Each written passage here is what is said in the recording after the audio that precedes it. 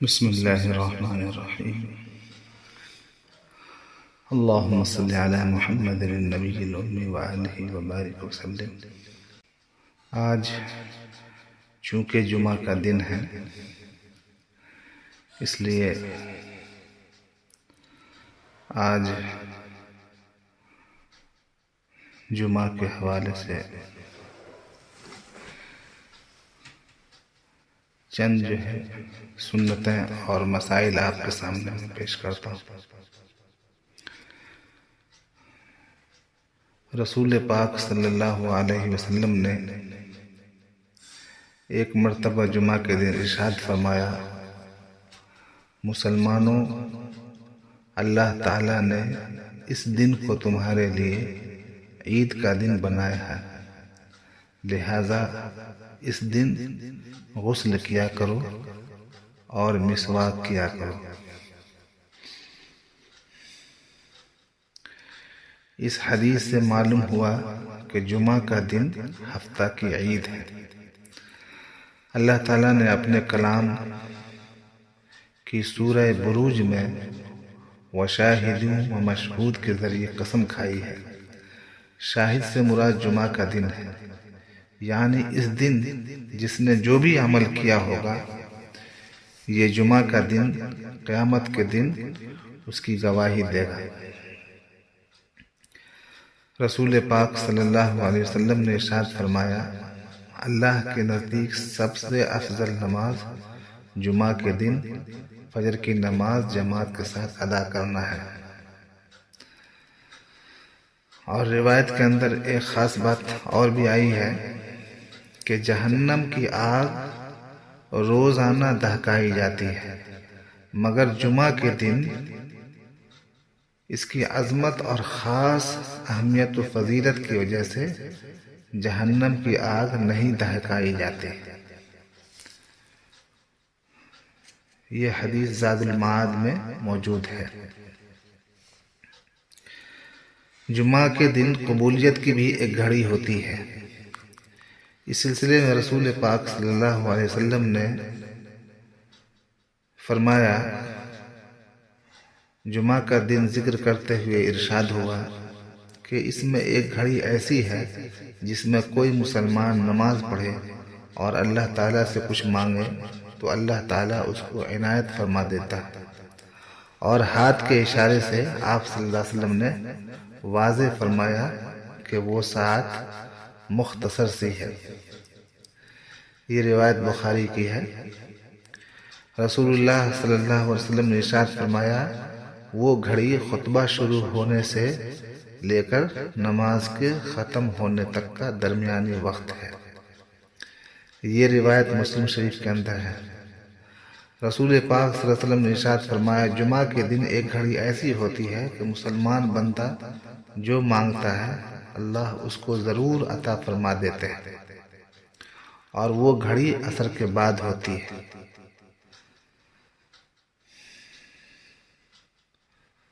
اور دیگر احادیث کی روشنی میں جمعہ کے دن قبولیت والی گھڑی کے متعلق علماء نے 2 وقتوں کی تحدید کی ہے.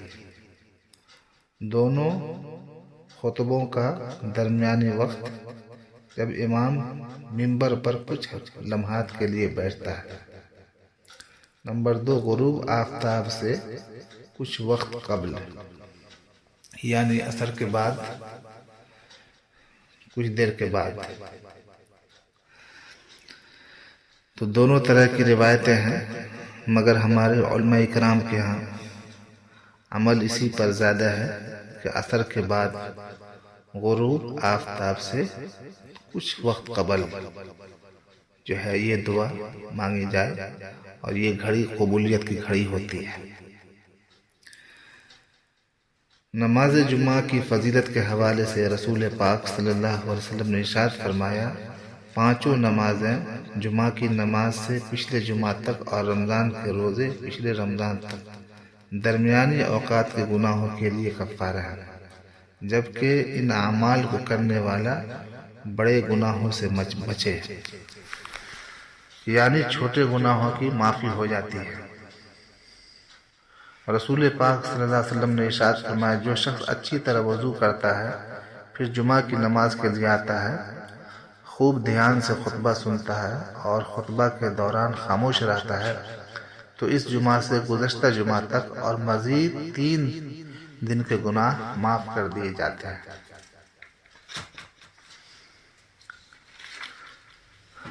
یاد رکھیں جمعہ کی نماز کے لیے مسجد جلدی پہنچنا بھی سنت ہے۔ رسول پاک صلی اللہ علیہ وسلم نے ارشاد فرمایا جو شخص جمعہ کے دن جنابت کے غسل کی طرح اہتمام کے ساتھ غسل کرتا ہے پھر پہلی فرصت میں مسجد جاتا ہے تو گویا اس نے اللہ کی خوشنودی کے لیے اونٹنی قربان کی، جو دوسری فرصت میں جاتا ہے گویا اس نے گائے قربانی کی، جو تیسری فرصت میں جاتا ہے گویا اس نے مینڈھا قربان کیا، جو چوتھی فرصت میں جاتا ہے گویا اس نے مرغی قربان کی، جو 5ویں فرصت میں جاتا ہے گویا اس نے انڈے سے خدا کی خوشنودی حاصل کی۔ پھر جب امام خطبہ کے لیے نکل آتا ہے تو فرشتے خطبہ میں شریک ہو کر خطبہ سننے لگتے ہیں۔ یہ بخاری میں بھی ہے اور مسلم شریف میں بھی ہے۔ یہ فرصت کی گھڑی کس وقت سے شروع ہوتی ہے؟ علماء کی آراء اس سلسلے میں مختلف ہے، مگر خلاصہ کلام یہ ہے کہ حتی الامکان مسجد جلدی پہنچنا چاہیے۔ جلدی پہنچنا کیا ہے؟ سنت ہے۔ اگر جلدی زیادہ نہ جا سکیں تو کم از کم خطبہ شروع ہونے سے کچھ وقت قبل ضرور مسجد پہنچ جائیں۔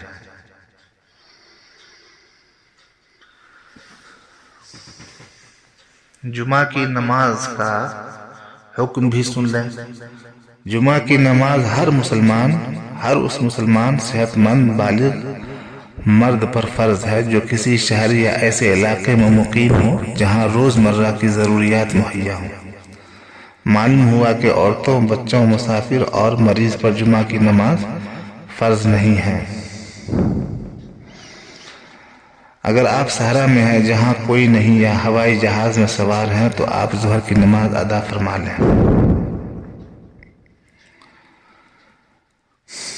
نماز جمعہ کی 2 رکعت فرض ہیں جس کے لیے جماعت شرط ہے۔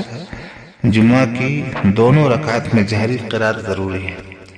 نماز جمعہ میں سورہ الاعلیٰ، سورہ غاشیہ، سورہ جمعہ اور سورۃ المنافقون کی تلاوت کرنا یہ مسنون ہے۔ جمعہ کے دن غسل کرنا سنت مؤکدہ ہے، یعنی عذر شرعی کے بغیر جمعہ کے دن کے غسل کو نہیں چھوڑنا چاہیے۔ پاکی کا اہتمام کرنا، تیل لگانا، خوشبو استعمال کرنا اور حسب استطاعت اچھے کپڑے پہننا سنت ہے۔ نبی پاک صلی اللہ علیہ وسلم نے ایک حدیث میں فرمایا کہ جمعہ کے دن کا غسل گناہوں کو بالوں کی جڑوں تک سے نکال دیتا ہے، یعنی چھوٹے گناہ معاف ہو جاتے ہیں، بڑے گناہ بغیر توبہ کے معاف نہیں ہوں گے۔ ہاں اتنی بات ضرور ہے کہ اگر صغائر گناہ نہیں ہے تو نیکیوں میں اضافہ ہو جاتا ہے۔ یہ ہے غسل کا فائدہ۔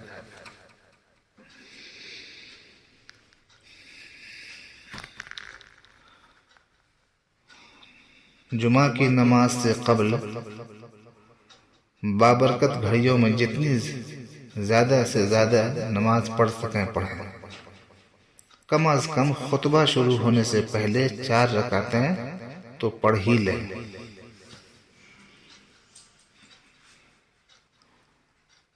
نماز جمعہ کے بعد 2 رکعتیں یا 4 رکعتیں یا 6 رکعتیں پڑھیں۔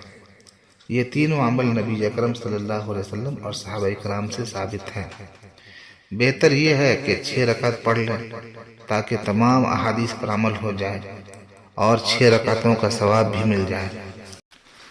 خلاصہ یہ کہ حنفیہ کے ہاں جمعہ کے خطبہ سے پہلے 4 رکعت سنت مؤکدہ ہے اور جمعہ کے بعد بھی 4 رکعت سنت مؤکدہ ہے، راجح یہی ہے، اور 2 رکعت سنت غیر مؤکدہ ہے۔ اس کا خیال رکھیں۔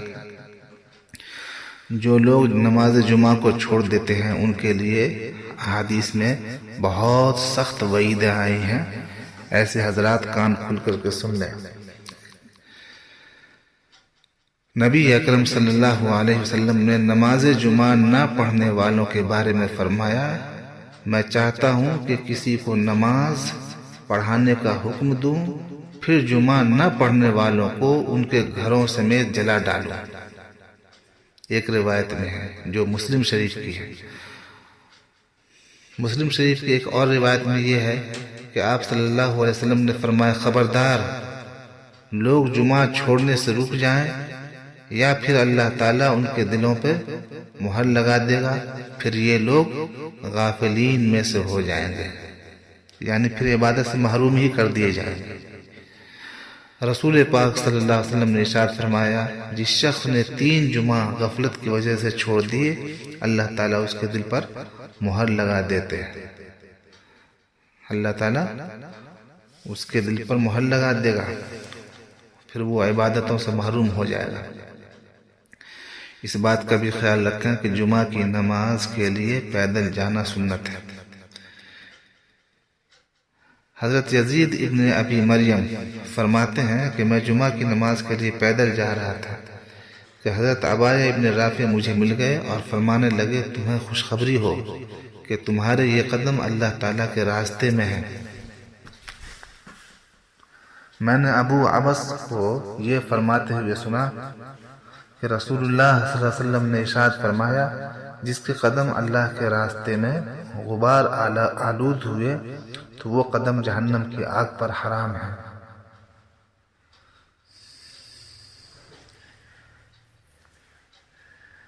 اور ایک اہم بات سورہ کہف کے حوالے سے بھی آپ حضرات سورہ کہف کے حوالے سے بھی ایک اہم بات بتا دیتا ہوں، سن لیجیے. نبی اکرم صلی اللہ علیہ وسلم نے ارشاد فرمایا، جو شخص سورہ کہف کی تلاوت جمعہ کے دن کرے گا، آئندہ جمعہ تک اس کے لیے خاص نور کی روشنی رہے گی. سورہ کہف کے پڑھنے سے گھر میں سکینت و برکت نازل ہوتی ہے. حضرت براء ابن عازب فرماتے ہیں کہ ایک مرتبہ ایک صحابی نے سورہ کہف پڑھی. گھر میں ایک جانور تھا، وہ بدکنا شروع ہو گیا. انہوں نے غور سے دیکھا کہ کیا بات ہے، تو انہیں ایک بادل نظر آیا جس نے انہیں ڈھانپ رکھا تھا. صحابی نے اس واقعہ کا ذکر جب نبی اکرم صلی اللہ علیہ وسلم سے کیا تو آپ صلی اللہ علیہ وسلم نے فرمایا، سورہ کہف پڑھا کرو، قرآن کریم پڑھتے وقت سکینت نازل ہوتی ہے. اللہ تبارک و تعالی جمعہ کے دن کے اعمال کے اہتمام کی ہمیں اور آپ کو توفیق عطا فرمائے. فرائض، واجبات، سنن و آداب کی مکمل رعایت و اہتمام کی توفیق عطا فرمائے، تاکہ اس دن کے جو فضائل آپ صلی اللہ علیہ وسلم سے ثابت ہیں وہ ہمیں نصیب ہوں اور ہم اپنی مرادوں کو پائیں.